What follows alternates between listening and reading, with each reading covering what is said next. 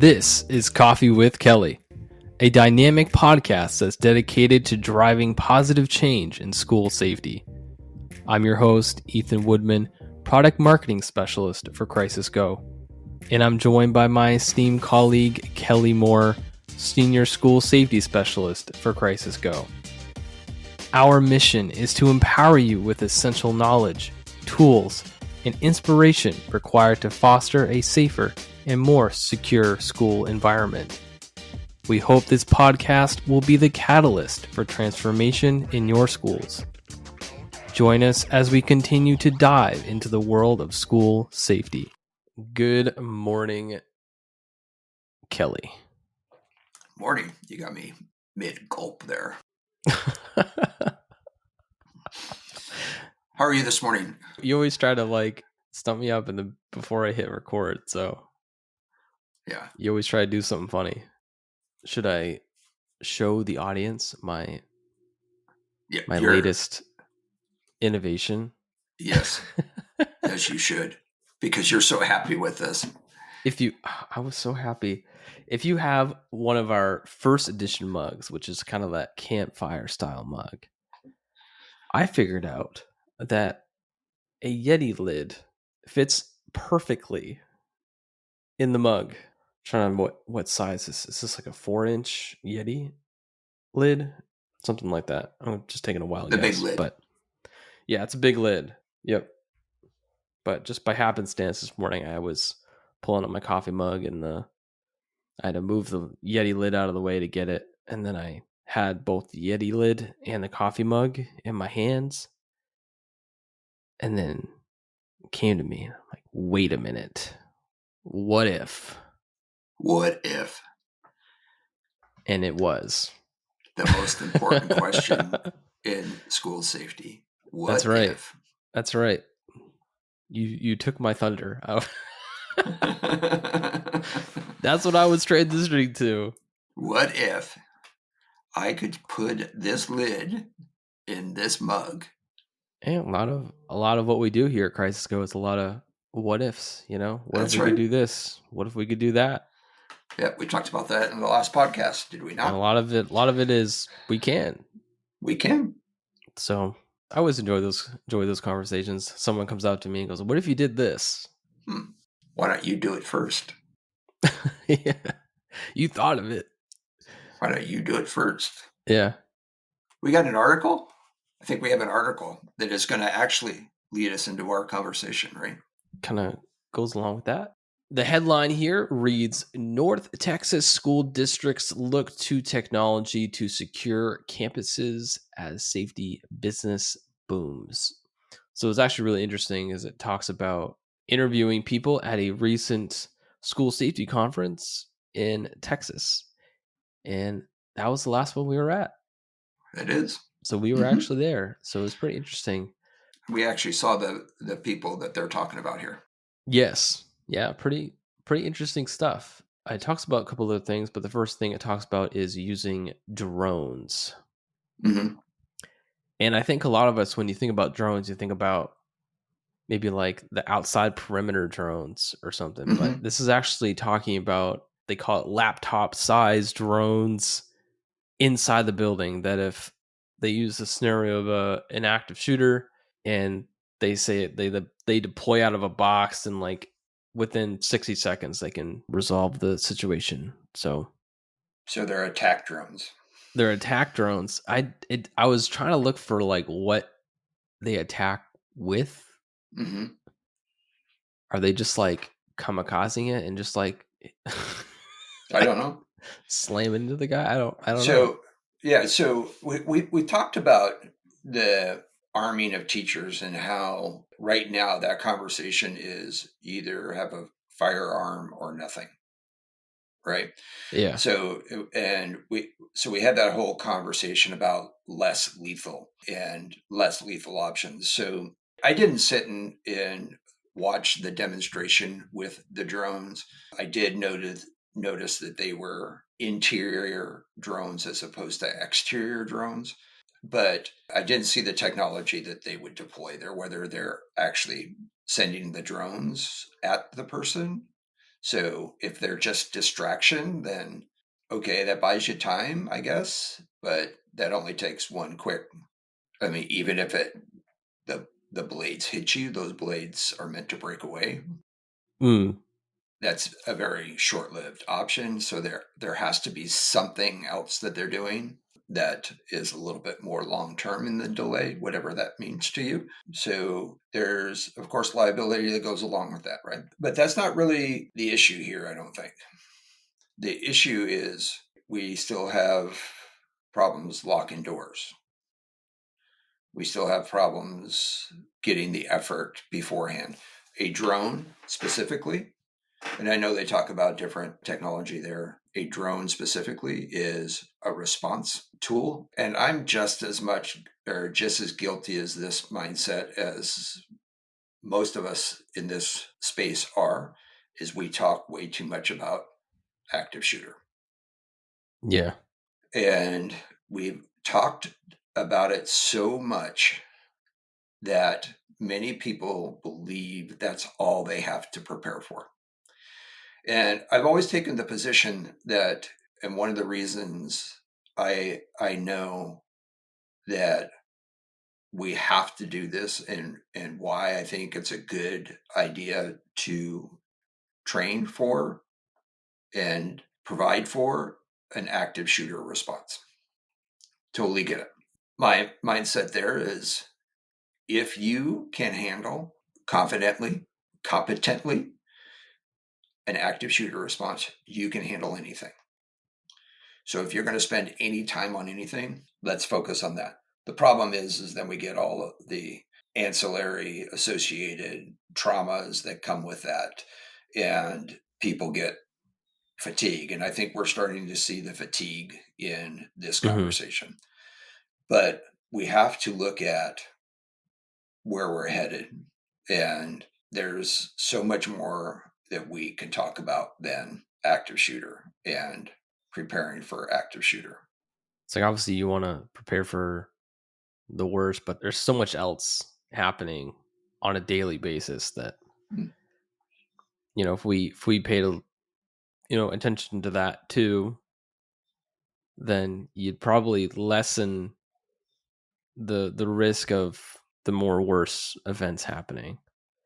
Because we're talking about Yeah, like mental health and all that, and if we can kind of get a better grip on that, I mean, ultimately that's what it seems like to me. It seems like that's a common variable in all these active shooters is they have some obvious grievance, felt victimized by something and degrading mental health in some way, fashion, shape, or form. And so I think if we work on those preventative things, I think it would also help with the more extreme things. You wouldn't even see yeah. the extreme things happening. We're trying to balance time, budget, effort, and Hmm. so forth, right? So, absolutely correct. There's so many other things that are more likely to occur. How do we prevent those? How do we prevent somebody from getting onto the pathway of violence versus how do we remove them from that pathway once they're identified and how difficult that is, even when they start getting into the second and third steps there, the grievance and the violence ideation. It is very difficult to remove somebody from that completely and permanently from that pathway because it only takes a little single incident that says, see, all of my efforts to stay off this path were in vain. They weren't worth it. Right. So they jump right back onto it. It's very difficult. So we have to put the effort in. And this year we've spent a lot of time talking about that staying on the left side of bang. And we're going to continue to hammer that. And we're still putting a lot of money into response on the right side. Mm. And we're still trying to figure out how to stop violence by buying response things. But it's funny you say that we're buying all these things to stop violence. Violence. Mm-hmm. They're all designed. after the fact. Your Right. drones. Violence has already occurred or That's occurring. right. Or is occurring right now, right? Wouldn't it be And better just to have the violences not occur at all? yeah, so when we're talking about where our districts need to be, really the most cost effective thing that we can do in a school district is understand the manual process Mm, and what it means, right? So, what do we do for active shooter? Lockdown drills, right? What else do we do? Are we doing our evacuation drills? Helpful? I mean, Uh, after the uh, fact? well, Maybe. maybe. I mean, if and you know what I feel about run, hide, fight, Yeah, but yeah. I thought about saying that. I'm like, I don't know if I want to get into that. but you know where my Yep. position is on that, and the evacuation is that run, right? So if I'm not saying don't do run, hide, fight, I'm just saying it doesn't apply if you can't apply it to everyone that you're responsible for. Is there a time in which you would need to do that? Yes, there is. So are you training for that? Well, if you're doing evacuation drills, yes. If you're doing evacuation drills at speed, meaning no dilly-dallying, no orderly, you need to get from here to there quickly. How do you do that? How Like push the limit, like yeah, go. I need to evacuate this section in 30 seconds. You need to get from here to there because of something's happening. Are we doing that? I don't know. How does a shelter in place, how does that apply to active shooter? Is that useful? Yes. A secure, a hold, right? How about a medical emergency? Maybe, right? So all of these things that we're doing have some impact on how well we respond to active shooter. Mhm. And if we understand in the whole scheme of things how all of these things are interrelated, then if you're practicing for something else, but it's useful during an active shooter, maybe that's what we should be doing. Maybe an evacuation is appropriate, right? Maybe you have the shooter in one building, but you need to evacuate the other buildings. I don't Hmm. know. Working through that and understanding this, but this really all comes down to leadership. And our leadership is really failing us.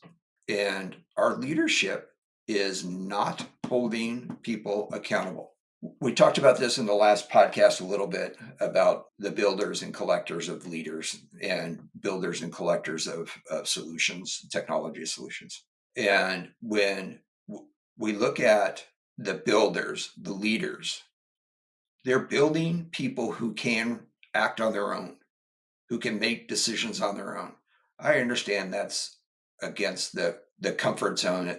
That's way outside of the comfort zone for most of our schools. A single person is required to make every decision that happens during a day. That's got to be a tiresome position for a leader to be in. Just waiting for somebody to come to them with a question that they have to make a decision on. If you have to make a decision, in the field that I live my most of my adult life in, if I had to make a decision for everybody, I would not need that person. Right. I wouldn't need them. And I used to get so frustrated when I had some of the people who were working for me that couldn't make a decision. Some of them had, one in particular, had a doctorate degree, and he had a very, very difficult time making a decision. I think we have to get back to developing our staff to make decisions. They're adults. Let's treat Yeah. them as adults. Let's work through that. Because if they can't make decisions on their own from day to day, they're not going to make them in an emergency. And I'm going to tell you right now, as having been a incident commander or part of the unified command in several incidences, you do not have the time to make every decision. You just don't. No. It's physically impossible. If you're making every decision, people are waiting in line for you to make a decision that should have been made 10 minutes ago. Yeah, I can't do that. You can't do that. And No. people's lives are at stake here. And you just can't do that. So we have a book that's in development right now, an ebook on how to make decisions. It's a pretty good one. I think so. I fear that it's going to be too long for people to read, but it's one of those things that it's not easy. You know, when I was asked to put that book together, even I thought, okay, this will be a few pages. Because the question was, how do we, posed to me, how do we train our school staff to think like you do, Kelly, in an emergency? Make the decisions that you make in and so I said, well, that's easy. And then you start dissecting it and really working down. And it really is the way that I make decisions is 100% based on all of my experiences, all of my knowledge that I had over 34 years as a sheriff's deputy and a first responder and a manager and a supervisor and a commander, and being designated as a responsible person for large scale incident management and crisis response. And having the ability to make decisions is the culmination of that. So how do I really work through teaching that to somebody? So it's understanding relationships, understanding the different processes involved and going forward. But if we want to understand how to best make decisions during an emergency, you got to teach people how to make decisions every day. Be confident in it. Be confident that they understand what's expected of them. Be confident in the fact that you know pretty much what in this case, what the principal is going to say. The principal has to allow the staff to say, I made this decision because I thought you would make it this way. And then if that's not the case, then you can say, okay, good, you made a good decision, but let's think about X, Y, and Z. Right? And how does that impact this? Right? So teach them to make that decision. But this is all effort. And you know what that costs? Nothing. Just time. Just time. Money and time. Money and time. You didn't even have to wait for my question. Nope. Money and time. Those are our two biggest excuses of why they're not doing what they should be doing. Money and time. I don't have the time. Well, if you read a book by, I'm going to mispronounce his name. He's a Navy SEAL commander. Jocko Willink, I think is how you pronounce his last name. The book is Discipline Equals Freedom. The whole basis of that book is if you have the discipline to teach and develop your people, you will have the freedom to do what you're supposed to do that. Because somebody else is making the decisions. Decisions in law enforcement it doesn't always happen this way, but you should always push the decision down to the lowest level. What we mean by that is, what's the lowest person that can make that decision? And that's who should make that decision. I shouldn't be here making a decision as to what car my deputies drive. I shouldn't be sitting in there assigning cars. Why is that even a thing for like a sergeant to do? Assign cars. They're all the same, right? If they're all the same, let them figure it out. So I don't spend 5 minutes, 10 minutes of my time trying to assign cars to people. You assign beats, areas of responsibility. That's done either on a system, you've created a process. So 2 days you're here, 2 days you're there, or what have you.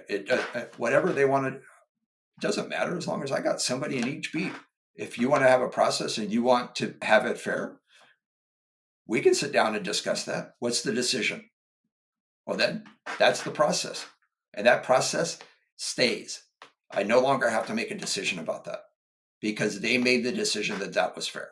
If we're talking about emergency response, we're talking about emergency protocols. We set what those protocols are. Now, when you look at this, is one of the reasons that it's bad to train to a checklist, because the checklists generally look at the major steps that need to be accomplished. It doesn't say how it needs to be accomplished. It doesn't say by whom, generally speaking. Policies say that. Other processes say that. But if you are stuck to a checklist and you have this A, B, C, D, E, F, G mentality, if you start with A and B and C isn't present, that's where people freeze up. Like, wait a minute. I need this. It reminds me of the opening scene in Ants. Oh gosh, I can't remember what that is. I remember the movie. I can't remember what the scene is though. They're all walking in a straight line and a leaf or something falls and blocks their path. Oh, yeah. And they can't make the decision. They don't know which. And then, oh my God, an ant. And then he has to guide them around the leaf. That's the way I remember it anyway. Yeah, it was something like that for sure. It's been many years. But it's that kind of mentality. If you train to step 1, step 2, step 3, and one of those steps is missing, people struggle there. That's where we really have to tell them, look, these are the steps that need to be completed, but you're going to come up with some problems here. If you are taking roll with the understanding that everyone is in your class and you don't ever train to take roll where 3 or 4 of your kids are missing, what does that do to you? It slows you up. Anxiety goes through the roof because they're not here. They're supposed to be here. What do? How do I communicate that? How do I do this? So if you don't understand how, and I'll take Crisis Go's rostering event as an example. If every drill, you go to the roster and let's say all of your kids are present and you go up to the top of that roster, there's a circle that you can click and it says all are present and accounted for. If that's all you do, and then during an emergency, 2 or 3 of your kids are missing and you don't know how to report that, you're going to struggle. Even if they're all there during the drill, report some of them that are missing. Something happened to them. Understand that process. What happens if you report that a kid is with you, but they're actually not? What's the potential downfall there? Chaos. Yeah, I was asking you. Yeah, it's going to be clarifying. I'll just say it. What if I was just being lazy? I'm just going to click all of them. I'll deal with whatever. Most of our teachers will not do that. They'll say, oh, so-and-so is missing. Mm-hmm. But then they'll try to figure out how, if they've been just clicking buttons, it's going to be muscle memory. Yeah. So they're going to click it and they're going to go, oh my God, now what? How do I correct that? Is the first one, right? Oh, little Jimmy and little Susie went down to speech therapy or something, right? Mm-hmm. So how do I correct that? So now they're in this sort of anxious moment. How do I correct it? How do I fix it? If you haven't trained them properly, somebody's going to get a call that says, hey, little Jimmy and little Susie, I reported them that they're in my class, but they're not. So now you've just caused a lot of work for somebody else to either 1, go back and correct that for you, 2, teach you how to do it, 3, they'll just manually write it down, Jimmy and Susie are at speech therapy, and then they'll reconcile that somewhere down the road if needed. But if you are reporting that, you're going to, at some point in any reunification, any accountability event or exercise, you're going to have to reconcile everyone that's supposed to be in that school. Either they were not there, they were there, they were injured, they were transported to a hospital, or what have you, right? Mm. So you're going to have to sit down and reconcile those. And if you get to a point and somebody says, little Jimmy and little Susie were accounted for, and we have somebody, two kids that were transported to a hospital, but we don't know who they are, but it looks like we have little Jimmy and little Susie and everyone else accounted for, but we have these two little trackers that are going to the hospital, then it looks like we have too many kids, right? It's Yeah. a simple math thing. So now we have to run those kids down to find out who they are and why they were reported one place when they were actually somewhere else, right? So the point here is effort and understanding and being able to make decisions and do what you're supposed to do during an emergency, whether it's with technology or not. Now, I will say, in relationship to the article itself, going back to the article, is there's a lot of technology evolving, Mm-hmm. right? And what the schools don't understand, sometimes they do, but generally speaking, is when a company develops a product, part of the market research is looking at the value of that market. Yeah. How much money is available? And this is one of our struggles from a company commercial development perspective.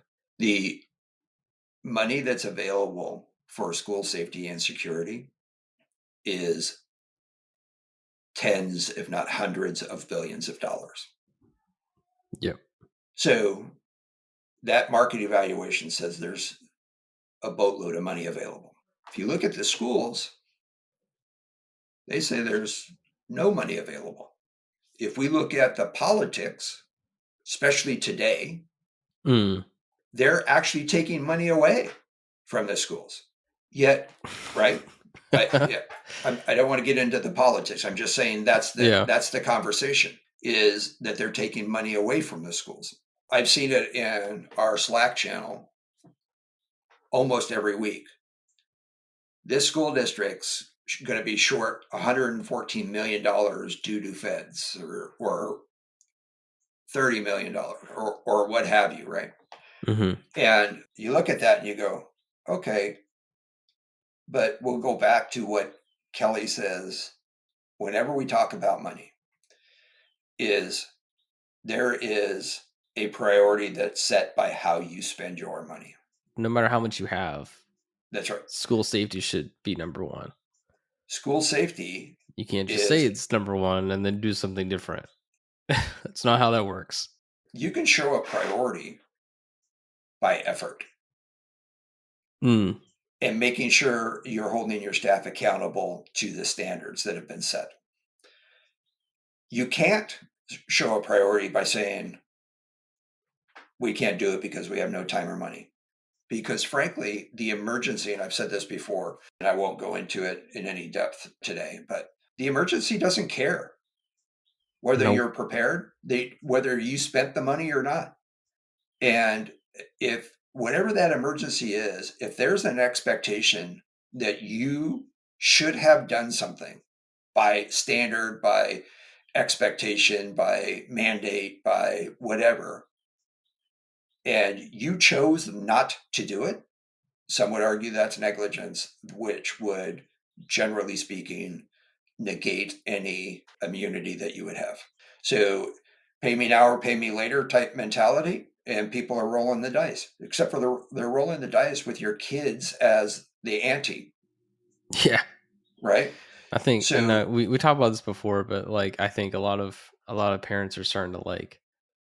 It doesn't take a lot for a parent to realize where your priorities actually lie, yeah, and I feel like more and more parents are like stepping up, going to those open, meetings and voicing their opinions.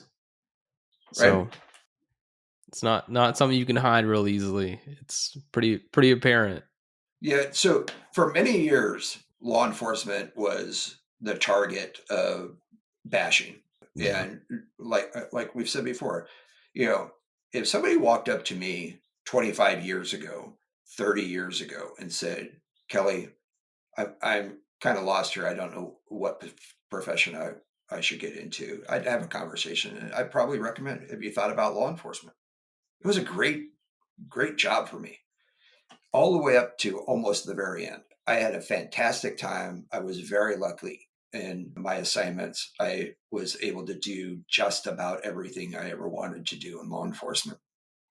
And in many cases, did a lot more than I ever thought I would.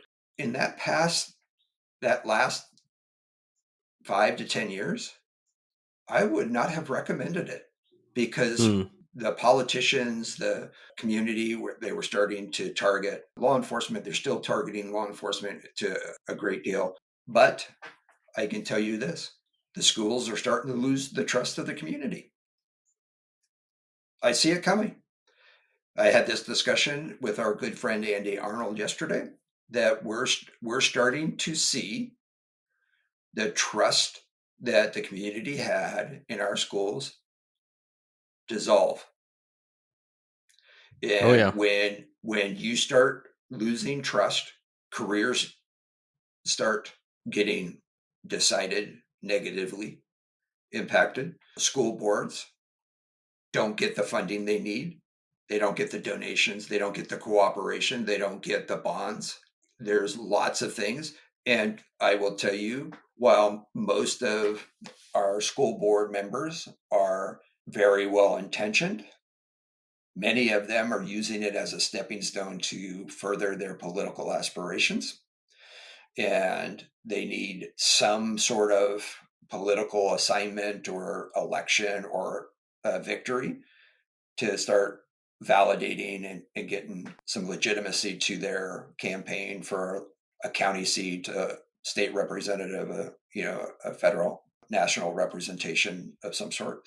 So a lot of them start as school board members, right? And Hmm. so if they lose the trust, their political careers are done.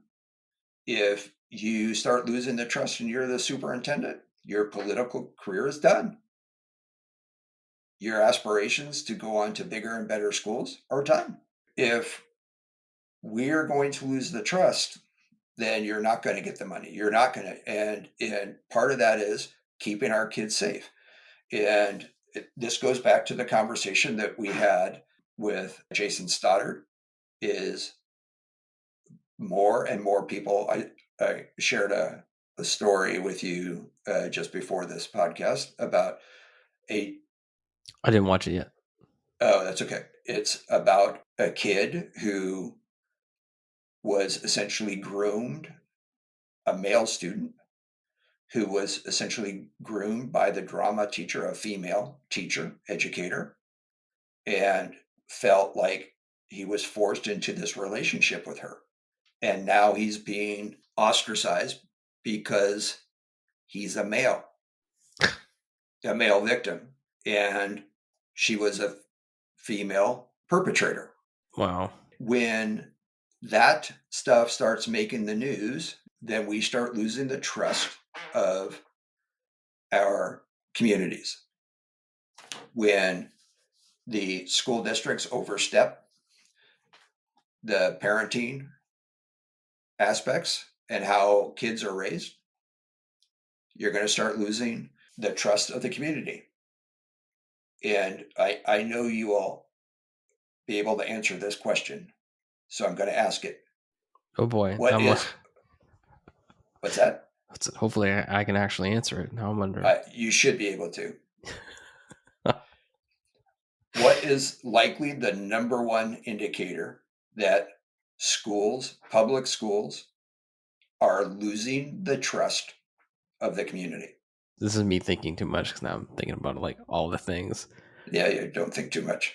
I would say probably the first one I could think of would be people just taking their kids out of school. They're losing student count. That's right. Yeah. That's exactly it. Is Yeah. the growth in Yes. homeschooling, the growth in online Oh yeah. schooling, Yeah, those things are the popping up like crazy. I see crazy. stuff like that all the time now. That's right. Right. Some of it is It's crazy. like these weird hybrids of Right. like little mini online homeschool things. Yeah. I don't know how to describe it, but it's But some of the kids love it because they get yeah, to, they're in charge of their academic success. I know how that And feels. they get to do what they want to do the way they want to do it, as long as they can figure out the curriculum, right? Yep. And what kills me is many of the states are seeing this, and rather than take action to correct the problem, what are they doing? What are the states doing? Mhm. Are they giving funding opportunities to those new things? Exactly the opposite. The opposite. Okay. They're trying to hinder that as much as possible. They're trying to restrict them and or prohibit them from conducting their business, which So is, the state is using their position of power yep, to that's right. And why? they're being bullies. Right? They are, right? Oh Because man, why? because they're not getting their way. Funding. Yeah. State education departments, so forth, aren't, and they're doing it all based upon, well, you can't hold the standard. You can hold the standard. Uh, maybe if we stop looking at kids as like just dollars. That's what it seems like. It's like we're looking at kids like each kid isn't a person and there's just this kid is worth this much amount of funding. I think the perspective is just totally whack. There's lots of things that are But whacked, which yeah, is why they're losing the trust. But we need to start looking at kids as human beings that are innocent little kids that haven't mentally fully grown yet and need to start protecting the vulnerable. yep, we got to get back to teaching our kids. We got to get back to caring for our kids. I don't ever remember in my day and age. There were some good teachers and some bad teachers, but I don't ever remember ever hearing about or experiencing a teacher who didn't care for the students. I don't ever remember or seeing a student being victimized by an educator. I'm sure anyone that would listen to this would probably the rebuttal to that as well. You didn't have as much access to internet and the news wasn't as prevalent on those things. Sure. So they'd say, "Oh, it was probably going on. You just didn't know about it." But either way, if you go into a school that has something going on, other kids know about it. Other kids, teachers, they know about it. I never knew about anything like that. Never heard about it. And you're right. There is the phenomenon, better educated victims, I guess.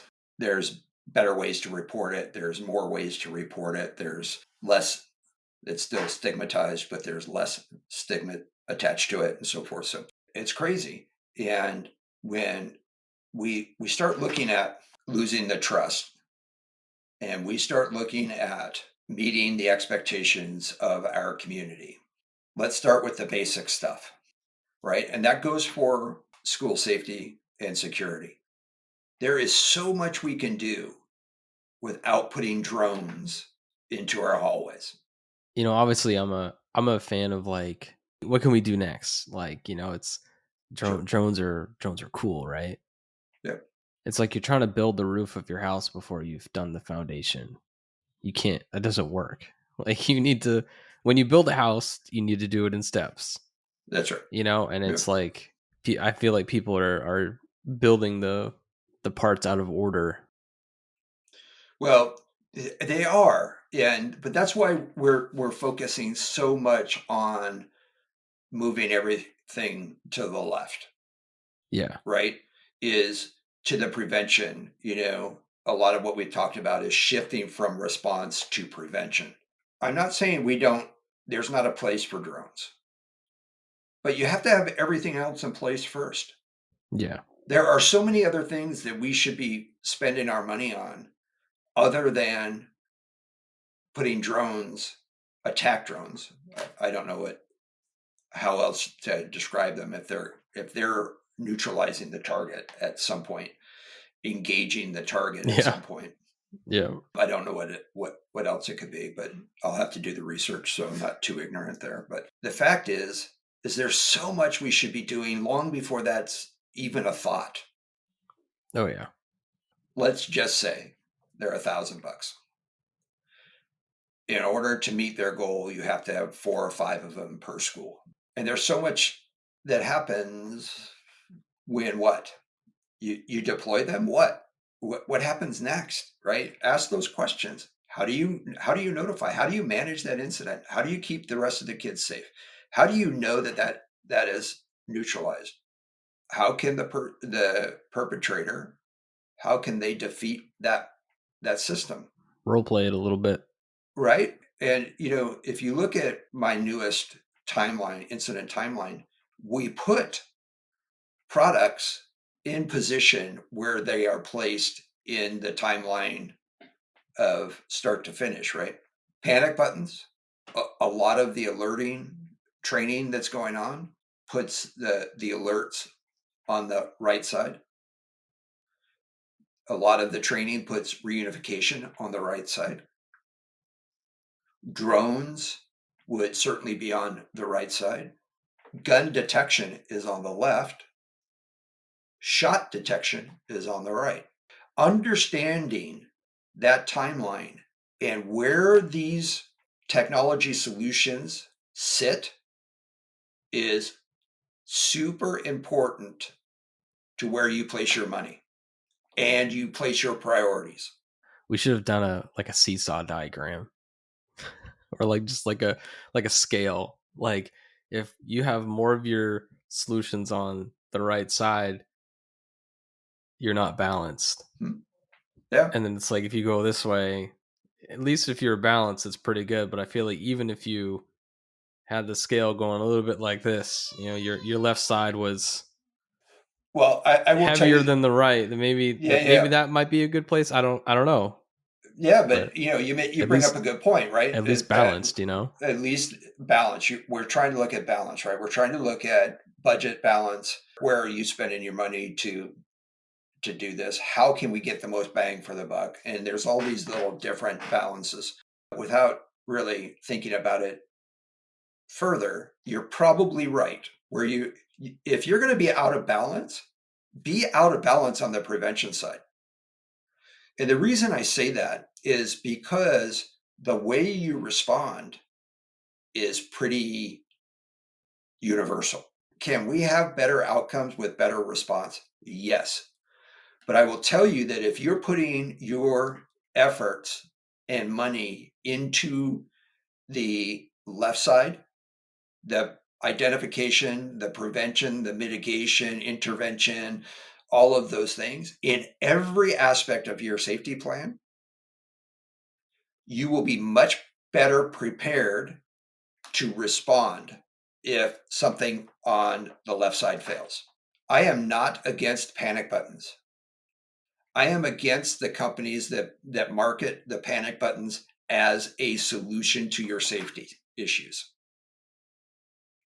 That's what I'm against, because they're training that this is what you need. And it is what you need if you have failed to do anything else on the left side. If you have failed to do what you were supposed to do, or you have done everything that you possibly could and you still can't prevent it, that's always a potential. Or that this was an absolute surprise of a threat. Somebody walked through and you were unaware that was a potential threat. That's possible. So if that's possible, then you have to have a way to quickly respond to that and get all the help that you need. And That's what those panic buttons are there for. Yet we've convinced our communities, our schools, our educators that based upon this incident, they needed a panic button. And that's not what they needed. They needed intervention, they needed analysis, they needed assessments, they needed the ability to connect dots. That's what they needed to prevent that one from happening. We're seeing all of this technology that's in that line. And that's where we're going to have some heated discussions over that. I'm all for it. Because that's the reality is, right? Yeah. And if we're doing what we're supposed to be doing on the left side, the right side becomes far less of an issue. Oh yeah. Going back to your analogy of the seesaw or the scale, you're absolutely right. If you're going to be in a state of imbalance, put it on the left side, not the right side. There's a whole lot of prevention, mitigation, and preparedness all on the left that you can do with a whole lot less money than you're going to be spending to respond on the right side. That applies to like so many different things. I can use so many different Right? analogies of similar things. Like car maintenance, Yep. I was just going to your say, your like personal like teeth, if you brush your teeth all the time, like right, probably not gonna spend a whole lot of money at the dentist, right. you know? Yep. But I remember I got asked the question, why? Why do we do that? And I said, why should we put all of this effort? I said, look, you have a panic button for a reason, Mm-hmm. but you still have failures. If you are doing your car maintenance, you are doing everything. You pull out that owner's manual, you go into the back to the maintenance schedule, and you work through every maintenance thing that you are supposed to do, and you inspect your car regularly, and you see, oh, there's a nick in this hose, so you replace the hose, and you do all of that stuff. You're still going to get a flat tire. You're still going to have issues with the mechanics at some point. Something's going to wear down. Something is going to not work the way that it's supposed to. Some computer chip is going to fail. Something is going to happen. You're going to get into an accident. If you don't understand that you can do all of this effort and still fail and have an emergency, then you're probably in the wrong business. There's a lot of things that we should be doing, and we've looked at and talked about ad nauseum about what we should be doing. And what we really shouldn't be doing is just spending a lot more money on technology that helps us after the fact. Get your house in order first. Then if you want to start buying this advanced technology, then by all means, you should be doing that. But you should always be looking to make it better. Yep. But don't neglect the basics, the foundational work like you described. It's crazy. Mm. I could cost you a lot of money if you let me. Yeah. Right? Right? What would it take to do everything possible to make our schools safe? I mean, it's almost endless. I mean, That's right. Yeah. That's right. Make your school look like a fortress, but I mean, dude, take a lot of money. But you could do it. It's possible. But over the years, from beginning of time, people have defeated fortresses. That's true. Yeah. People have escaped from jails. People had smuggled stuff in and out of jails, including guns, firearms, drugs, money, cell phones. And generally speaking, the primary defeating factor is what? My first instinct is to say people.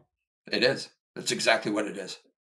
You can put all the technology in there. If you don't pull the door shut, your technology is Yeah. Worthless. If you don't pull the door shut, that Simple has thing. zero technology in it. Yes. A locking mechanism, I guess that's some sort of technology, Just but using your brain. right? But you could have cameras, you could have all of this stuff, but if you allow access, then it's all for naught. If you enjoyed today's episode, please like, subscribe, and hit that notification bell. And if you have any questions about what we discussed, leave a comment on our website at crisisgo.com.